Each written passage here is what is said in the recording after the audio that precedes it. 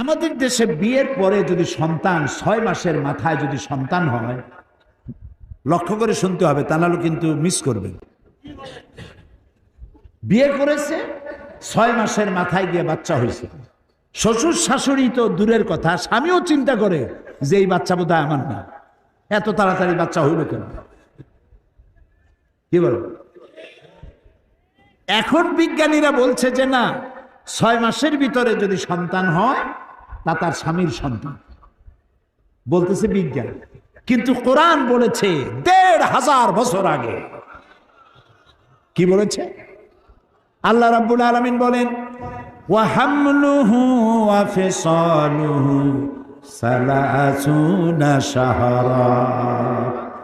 হামলুহু ওয়া ফিসালুহু, গর্ভধারণ আর দুগ্ধপান সব মিলে 30 মাস। কে বলতেছেন? আল্লাহ। সব মিলে কয় মাস? 30 মাস। দুধ খাওয়াবে কয় মাস? হাওলাইনে কামিলাইন, 2 বছর। 2 বছরে কয় মাস হয়? হ্যাঁ, কোন না তাড়াতাড়ি, ও অঙ্কে ফেল করেন না।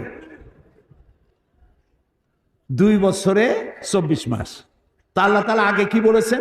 ওয়া হামলুহু ওয়া ফিসালুহু সালাসুনা শাহরা, 30 মাস। 30 মাসে 24 মাস গেল দুধ খাওয়াইতে, থাকে কয় মাস?